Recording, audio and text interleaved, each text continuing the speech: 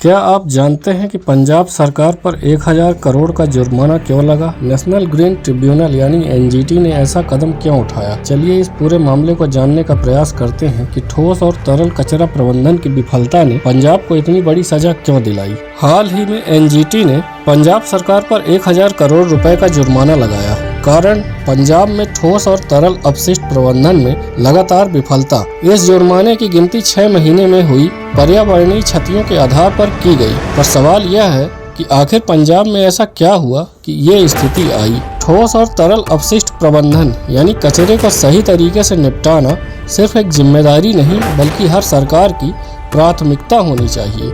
लेकिन एनजीटी की माने तो पंजाब इस मोर्चे पर लगातार असफल रहा है। बात सिर्फ जुर्माने की नहीं है, ये जुर्माना एक चेतावनी है। अगर हालात नहीं सुधरे तो स्थिति और गंभीर हो सकती है। पिछले 6 महीनों में कई बार चेतावनी दी गई थी कि राज्य में ठोस और तरल कचरे के निपटान की स्थिति पर एनजीटी लगातार नजर रख रहा था, लेकिन बार बार चेतावनी देने के बावजूद कोई ठोस कदम नहीं उठाया गया।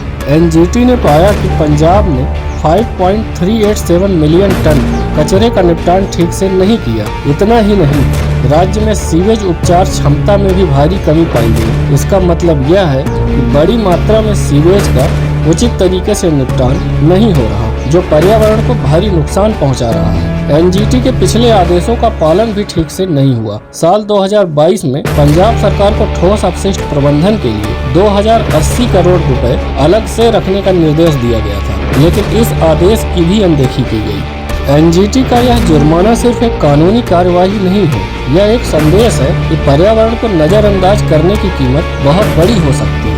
ठोस और तरल कचरे का सही प्रबंधन न होने से न केवल पर्यावरण को बल्कि स्वास्थ्य को ही खतरा होता है। साफ पानी, साफ हवा और एक स्वस्थ जीवन हर नागरिक का हक है और ये हक सरकार की जिम्मेदारी है। इस मामले में एनजीटी ने पंजाब के मुख्य सचिव और शहरी विकास विभाग को भी कारण बताओ नोटिस जारी किया है। अब उन्हें यह बताना होगा कि आखिर क्यों उनके द्वारा एनजीटी के आदेशों का पालन नहीं किया गया। अब सवाल ये है कि आगे क्या? पंजाब सरकार के पास 1 महीना है इस जुर्माने की राशि को केंद्रीय प्रदूषण नियंत्रण बोर्ड के पास जमा करने का। साथ ही उन्हें ठोस और तरल अपशिष्ट प्रबंधन में सुधार के लिए जल्द से जल्द ठोस कदम उठाने होंगे। एनजीटी के अनुसार ये सिर्फ एक शुरुआत है। अगर सुधार नहीं किए गए तो जुर्माने और कड़े हो सकते हैं। यह कार्यवाही न केवल पंजाब बल्कि अन्य राज्यों के लिए भी एक चेतावनी है कि पर्यावरणीय नियमों की अनदेखी करने की कोई जगह नहीं है। एनजीटी का जुर्माना एक सबक है। पर्यावरण को नजरअंदाज करना अब मुमकिन नहीं, चाहे वो ठोस कचरे का सही निपटान हो या सीवेज का सही उपचार। हर राज्य को यह सुनिश्चित करना होगा कि वे पर्यावरण संरक्षण के नियमों का पालन करें। यह जुर्माना सिर्फ एक आर्थिक नुकसान नहीं बल्कि पर्यावरणीय सुरक्षा की एक बड़ी कीमत है, जिसे पंजाब और अन्य राज्यों को अब चुकाना पड़ेगा। तो दोस्तों, यह था एनजीटी का पंजाब पर लगाया गया जुर्माना